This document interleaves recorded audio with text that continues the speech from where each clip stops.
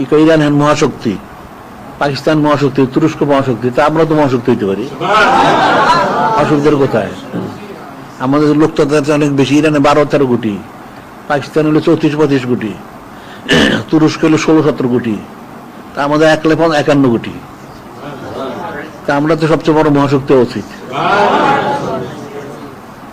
ইরানে মাটির তলার একটা দেশ বানায় ফেলাইছে, এই যে গাজাবাসীরা তারা করে ফেলাইছে, তা আমাদের দেশ তো করা হইতে পারে। অসুবিধার কোথায়? নিজেরা না পারা তাহলে ইরান পাকিস্তান তুরস্ক দাওয়াত দাও, আমাদের করে দাও, তারই করে দিব। অসুবিধার কি আছে? আমাদের অনেক খনিজ দ্রব্য আছে, এগুলি তুললে আমরা পৃথিবীর ধনী দেশ হয়ে যাবো। আমাদের তো অনেক কিছু আছে। এখন আমাদের দেশের লোকগুলো মূর্খ আর হলো জালেম আর চোর, যার জন্য এই দেশের উন্নতি হয় না। নাউজুবিল্লাহ। যদি আকল বুদ্ধি কিছু থাকতো আর চোর যদি না হইতো তাহলে তো অনেক কিছু করা যায়।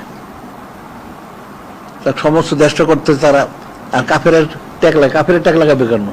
কাফেরও যদি করতে পারে, কাফেরকে অন্য কেউ করে দেয়, ফেরেস্তাল ওনারা করাই দেন, মানুষ যুদ্ধ করে, তা আমরা পারবো না কেন? আমাদের তো যুদ্ধ জাহাজ বানায়, তো যুদ্ধ বিমান বানানো যাবেন কেন? এখন তো বিমান দেখা যায় না, ওই যে মিসাইল দেয় দেখো না, একটা দেখ 10টা বিমান একবার ফালায় দেয়। ইরান এখন যে মিসাইল বের করছে, একটা 50টা বেরিয়ে যায়। তো সেরকম তো আমরা বানাইতে পারি। আমাদের অনেক সম্পদ আছে।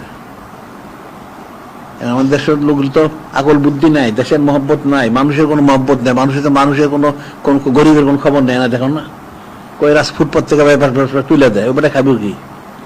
এই যে মূর্খগুলি দোকান বন্ধ করলো সন্ধ্যা 7টা পর্যন্ত, আর এটা হলো একটা ইহুদির ষড়যন্ত্র, দেশের অর্থনীতির মন্দা সৃষ্টি করা। বিক্রিটা সাধারণত মাগরিব থেকে রাত 10টার মধ্যে বিক্রি হয়, সকালের দিনে বিক্রি হয় না খুব একটা। তখন বন্ধ করে দিলে বাস তোমার অর্থনীতি মন্দা শুরু হয়ে গেল। নাউজুবিল্লাহ। এই যে মিল কারখানাগুলি বন্ধ করছে, চালু করেন না, তোমার ব্যবসা চলবে কোথেকে? তোমার মাল আমদানি রপ্তানি তোমার ব্যবসা হবে, আমদানি রপ্তানি ব্যবসা হবে কোথেকে? সব তো মূর্খ লোক। এটাকে অর্থনীতি সম্বন্ধে কোন নীতি এগুলি বুঝে না মূর্খগুলি। একটা দেশ উন্নতি করা যদি তার আকল বুদ্ধি থাকে, কোনো ব্যাপারই না। আমাদের তো সব আছে, কোনটা নাই?